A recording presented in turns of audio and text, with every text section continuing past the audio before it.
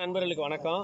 இன்னைக்கு 14/7/2024 நம்ம இப்போது திருத்தணியில் இருக்கோம். இந்த ஊர் பேர் என்னங்க? காமாட்சி கண்டிகை அங்கே இருக்கோம். நம்ம குழுவில் புதுசாக இணைஞ்சிருக்கிற தோழி திருமதி உமா, அவங்களுடைய இடம் இது. ஒரு 2 ஏக்கர் நிலப்பரப்பு. இந்த நிலம் எங்கே இருக்குன்னு தெரியாமல் இருந்திருக்காங்க. இப்போ யாருமே இல்லைங்கிறதுனால ஊருக்காரங்க மண்ணள்ளி பார்த்தீங்கன்னா ரொம்ப பள்ளமாக தெரியும், தலைகீழ் பள்ளம். இந்த இடம் பார்த்தீங்கன்னா மேடாக தெரியும். இந்த இடம் மேடாக இருக்குது. இதுக்கு பக்கம் பார்த்தீங்கன்னா எவ்வளோ மண் அள்ளி இருக்காங்க பாருங்கள். இந்த மாதிரி மண் அள்ளிட்டு போயிட்டாங்க. அப்புறமா தேடி கண்டுபிடிச்சி விவசாயம் பண்ணலான்னு ஆர்வம் வந்து நிலத்தை தேடி பார்க்கும்போது இதுதான் நிலம். இதில் நிறைய செலவு பண்ணி ஓரளவு அந்த நிலத்தை மண்ணல் நேரம் போக பாக்கியெல்லாம் சமப்படுத்தியிருக்காங்க. வெறும் பார்த்தீங்கன்னா பெருமணல் கீழே பாருங்கள், வெறும் கல் ஜல்லியாக இருக்கும், பெருமணலாக இருக்கும். இந்த மொரம்புன்னு சொல்லுவாங்க, இந்த வரப்பை காட்டுங்க, இந்த மொரம்புன்னு சொல்லுவாங்க. அதாவது பயிரிட நெல் மாதிரி பயிரெல்லாம் வைக்கிறதுக்கு தகுதி இல்லாத நிலம், சரியா? உரம் இல்லாத, போதுமான அளவு சத்து பற்றாக்குறை அப்படின்னு சொல்லுவாங்க. இது தண்ணி நிற்காது, தண்ணீரும் இல்லை, இங்கே தண்ணீரும் இல்லை. ஒரு 2 இன்ச்சு பைப்பில் ஒரு அரை மணி நேரம் தண்ணி வருது, மறுபடியும் மோட்ரு நின்றுக்குது. அந்த அளவுக்கு தான் தண்ணி. அதாவது நீர் இல்லாத இடங்கள். இந்த பகுதியில் யாருமே நெல் வைக்கல, மானாவாரி தான். இந்த பக்கம்லாம் பாருங்கள், வெறும் காடுகள். இந்த பக்கம் பார்த்தீங்கன்னா வெறும் ஆரஸ்பதியாக வளர்த்து வச்சுருக்காங்க பாருங்கள். ஆரஸ்பதியாகவே இருக்குது பாருங்கள். ஏன்னா தண்ணீர் இல்லை, அதனால் காட்டு மரங்கள் மாதிரி எதாவது மரப்பயிர் பண்ணிடலான்னு. இந்த பக்கம் பார்த்தீங்கன்னா அந்த மானாவாரி விவசாயத்தில் இந்த காக்கட்டான் பூன்னு, இந்த மல்லிகைப்பூவுக்கு மாற்ற வாசனையே இருக்காது, மல்லிகைப்பூ மாதிரி இருக்கும், அந்த செடி வச்சுருக்குறாங்க. அதாவது என்னென்னா நீர் இல்லாததுனால இருக்கிறத வச்சுட்டு ஏதாவது தேருமா அப்படின்னு. இந்த பக்கம் பார்த்தீங்கன்னா கண்ணு கட்டின வரைக்கும் தரிசாகவே கிடக்கு பூமி. இந்த இடத்துல இந்த நிலத்துல விவசாயம் செய்யணும் அப்படின்னு இவங்க விரும்புகிறாங்க.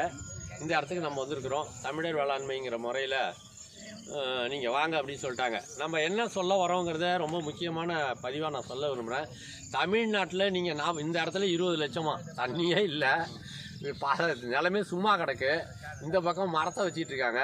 இந்த இடத்துல நிலம் வந்து 20 லட்சம். தமிழ்நாட்டில் 2 லட்சம் 3 லட்சம் 4 லட்சத்துக்கெல்லாம் பூமி கிடைக்கிற இடம் நிறைய இருக்குது, சரியா? இங்கே 1 ஏக்கர் வாங்குறத பார்த்தீங்கன்னா 2 லட்சம் விற்கிற இடத்துல போய் பார்த்தீங்கன்னா 10 ஏக்கர் வாங்கலாம். இப்போ போக்குவரத்து நிறையா வந்துருச்சு. சுலபமாக ஒரு 2 மணி நேரத்தில் 3 மணி நேரத்தில் அந்த இடத்தையே தொற்ற முடியும். நம்ம எல்லா இடங்கள்லையும் தொடர் வண்டி இணைப்புகள் இருக்குது. விமான போக்குவரத்தே தமிழ்நாடு பூரா வந்துட்டு, சரியா? கார் இருக்குது, எளிமையான முறையில் சுலபமாக வாங்கிடலாம். அதனால் போக்குவரத்து எளிமையாக இருக்குது.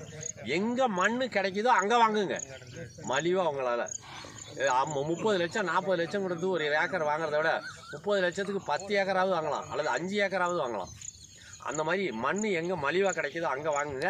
அங்கே நீரை உருவாக்குங்க, மண்ணை வளப்படுத்திக்கலாம், எல்லாத்தையும் உருவாக்கிக்கலாம்.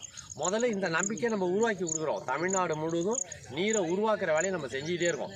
தண்ணி இல்லாத இடத்துல தண்ணீரை உருவாக்குறது தான் முதல் வேலை. அடுத்தது நீங்கள் மரப்பயிர் வேணாலும் வச்சுக்குவாங்க, நஞ்சை விவசாயம் நெல் பயிர் வேணாலும் வச்சுக்குவாங்க. முதல்ல தண்ணீர் வந்தால் இல்லாமல் எப்படி வளம் உருவாகும்?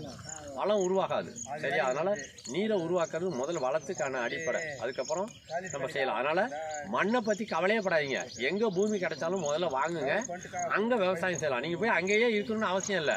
நெல்லை வச்சா அறுக்க போனால் போதும், மரம் வச்சா காய் பறிக்க போனால் போதும்.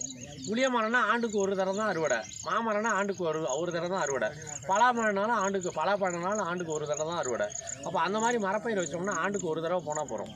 ரெண்டாவது களை எடுக்க வேணாம், புல் அது வேணாம் இது வேணாம், நம்ம நிறைய சொல்லி கொடுக்குறோம். அந்த தோட்டமே தனக்கு தானே வளப்படுத்திக்கிறது மாதிரியான அமைப்புகளை எப்படி உருவாக்கலாம் அப்படிங்கிறதெல்லாம் சொல்லி கொடுக்குறோம். அதனால் குறைச்ச பணத்தில் நான் இருக்கிற இடத்துக்கு பக்கத்துலேயே 35 லட்சத்தில் வாங்குகிறேன், 40 லட்சத்தில் வாங்குகிறேன் 1 ஏக்கரை அப்படிங்கிறத விட அதே பணத்துக்கு ரொம்ப தூரத்தில் வாங்கலாம், குத்தகை கூட கொடுக்கலாம், மண்ணை வளமாக்கலாம், நீரை உருவாக்கலாம், எல்லாம் சொல்லித்தரோம். அதனால் முதல்ல நீர் உருவாக்குறத தொடங்கலாம். எப்படிப்பட்ட மண்ணையும் வளப்படுத்தலாம்னு நம்ம சொல்லி கொடுத்துட்ருக்கோம், செஞ்சு கொடுத்துட்டே இருக்கோம். அதனால் இயற்கையான முறையில் வளப்படுத்துகிற உத்திகளை எல்லாம் கண்டுபிடிக்கலாம். இதை பாருங்கள், இந்த மண்ணை வளப்படுத்துகிறங்கிற பேரில் ஒரு 20 ட்ரக்கு எருவு வாங்கியிருக்காங்க. அந்த 20 ட்ரக்கு எருவுக்கும் 40,000 ரூபா பணம். ஒரு ட்ரக்கு எருவு மட்டும் 20,000. 20 ட்ரக்கு 20,000மா?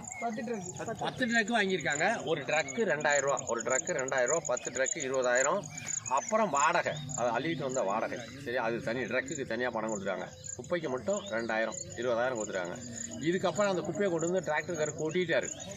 இதுக்கப்புறம் அதை என்ன செய்யணும்? நிலம் பூரா வீசணும். ஆட்கள் கூலி கொடுத்து அள்ளி பயிர் வைக்கும்போது பயிருக்கெல்லாம் போடணும். இது ஒரு பெரிய செலவு. பார்த்தீங்கன்னா அது வச்சு முடிக்கும்போது பார்த்தீங்கன்னா எப்படியும் ஒரு 35,000 40,000 வரும் போல். இது எத்தனை ஆண்டுக்கு இந்த வளம் இருக்கும்? அப்படின்னு தெரியல. அதுக்கு பதிலாக நம்ம என்ன சொல்கிறோம், இங்கேயே வளர்க்கின்ற புல் பூண்டு தடை இதெல்லாம் இயல்பாக மக்கி அழியும் போது இன்னும் நல்ல வளம் உண்டாகும். இப்போ உளுந்து பயிர் விதைக்கிறோம், நரி பயிர் விதைக்கிறோம், கடலை போடுறோம், இந்த மாதிரிலாம் மானாவாரி விவசாயமாக பண்ணால் கூட இதிலெல்லாம் வேறுமுண்டுகள் இருக்கும். இது விதைச்சாலே மண்ணுக்கு உரம் வரும், நம்ம அறுவடையும் பண்ணிக்கலாம், உரமாகவும் மாறும். இந்த மாதிரி தழை பயிர்களெல்லாம் நம்ம பயிர் பண்ணிக்கலாம். சரியா? இந்த இன்னொரு கொள்கையும் இருக்குது, மடக்கி விடுறதுன்னு. ஒரு 20 விதையை போட்டு பயிரை உண்டாக்கி மடக்கி மண்ணில் கலந்து அழிக்கிறது, அப்புறம் தடையெல்லாம் வெட்டிட்டு வந்து போட்டு செய்கிறது. இதெல்லாம் வாய்ப்பு இருக்கிறவங்க செஞ்சுக்கலாம், நம்ம ஒன்றும் அதுக்கு எதிர்க்கிறது சொல்லலை. அது கூட சிரமம் அப்படின்னா நம்ம வரப்புகளில் முளைக்கிற புல் பூண்டுகள், வரப்புகளில் நீங்கள் மரம் வச்சிங்கன்னா அதில் துவரை உளுந்து பயிர் இதெல்லாம் போட்டிங்கன்னா அந்த இலை தடைகள் நீங்கள் காய மட்டும் பறிச்சிங்கன்னா இலை தடைகள்லாம் உளுந்துன்னா சரிவாக கரையாக வச்சிங்கன்னா அவ்வளோ வந்து கொட்டிக்கிட்டே இருக்கும். இந்த குப்பையை தோட்டம் பூரா போட்டுட்டு உழுதுட்டிங்கன்னா அடுத்த வருஷம் இந்த குப்பையெல்லாம் மண்ணாக போயிடும். இதை வரப்போட சரிவுகளில் வச்சிங்கன்னா நீண்ட நாளைக்கு இந்த குப்பை வந்து நம்மளுக்கு பயன்படும். ஏன்னா தரைக்கு மேலே இருக்கிற குப்பை ஒரு காலத்துலேயும் மண்ணாக மாறாது. தரையில் கொட்டி மூடிட்டிங்கன்னா மண்ணில் கலந்து உழுதிட்டிங்கன்னா அது மண்ணாக போயிடும். அடுத்த ஆண்டு 40,000 50,000 பாடுன்னு ஆகிடும். ஒவ்வொரு வருஷத்துக்கும் 40,000 50,000 செலவு பண்ண முடியுமா? இல்லை ஒரு தடவை இந்த மாதிரி 20,000 கொடுத்து குப்பையை வாங்கி கொட்டி உழுதுட்டு 2 வருஷம் 3 வருஷத்துக்கு வரைக்கும் அந்த குப்பை இருக்குமா மண்ணில்? அதை யோசிங்க. அதனால் உங்களுக்கு எது சாத்தியமோ அதை நீங்கள் செஞ்சுக்கலாம். 20 பயிர் விதையை வாங்கி நீங்கள் போட்டு உழுது மடக்கி அழித்து நான் வளத்தை உண்டாக்கிறனாலும் உண்டாக்கலாம், இல்லை இது மாதிரி குப்பையை வாங்கி போட்டு உண்டாக்குறனாலும் உண்டாக்கலாம். அது அவங்கவுங்களே சுய விருப்பம். நாங்கள் எளிமையான முறையில் மிக குறைஞ்ச செலவில் எப்படி வளத்தை உருவாக்குறது. பணமே இல்லை, நான் ஒரு 50 ஏக்கர் வச்சுருக்கேன், எங்கே இருந்து குப்பைக்கு போகிறது? 50 ஏக்கருக்கு போட்டு மடக்கி உழுது முதல்ல மண்ணில் நீரை உருவாக்கு, வளம் உருவாக தொடங்கிடும். அப்படி தான் நம்ம சொல்லிக் கொடுக்குறோம். அதுமாதிரி வரப்புகளை சரிவாக போட்டு நீர் உருவாகிற அமைப்பை ஏற்படுத்தினோம்னா புஞ்சை கட்டமைப்பில் உருவாக்கி அங்கே விளையிற புல் பூண்டு செடி கொடிகள் எல்லாம் பயிரை பாதிக்காத வகையில் உருவாக்கி அது தானாகவே காஞ்சி செத்து மக்குச்சுன்னா அது உரம். இல்லை அதில் ஊடு பயிராக நான் வந்து வளத்தை உருவாக்குகிற பயிர்களை உருவாக்கி அறுவடையும் பண்ணிக்கிறேன், அந்த பூமியில் அது விளைஞ்சாலே எருவு தான், உழைச்சாலே எருவு தான் அப்படின்னு அந்த மாதிரியும் வளத்தை உருவாக்கலாம். உங்களுக்கு எந்த வழி தேவைப்படுதோ அதை தேர்ந்தெடுத்துவாங்க. வளத்தை உருவாக்க முடியுங்கிறத மறுபடியும் நம்புங்க. எந்த மாதிரி மண்ணாக இருக்குன்னு கவலையப்படாதீங்க. தமிழ்நாட்டில் எங்கே பூமி கிடைச்சாலும் வாங்குங்க, நீரை உருவாக்கிக்கலாம், வளத்தை உருவாக்கிக்கலாம், செலவே இல்லாமல். ஒரு ஆண்டு 2 ஆண்டு கூட ஆகும், அவ்வளோதான். அதனால் முதல்ல நான் 50 லட்சம் கொடுத்து வாங்குறேன் 60 லட்சம் கொடுத்து வாங்குறேன் அப்படின்னு கண்மூடித்தனமாக பணத்தை இழந்துட்டு நிற்காதீங்க. இல்லை நான் இங்கே தான் வாங்குவேன்னா அதுவும் உங்கள் விருப்பம்தான். சரியா? அதனால் யோசிங்க. அதனால் இந்த பூமியை நம்ம வளப்படுத்த போகிறோம், நீரை உருவாக்க போகிறோம். தொடர்ந்து இங்கே தமிழர் வேளாண்மை தமிழ்நாடு மாணவ இளைஞர் கூட்டமைப்பு களமிறங்குது. தொடர் பதிவுகளில் சந்திப்போம். நன்றி, வணக்கம்.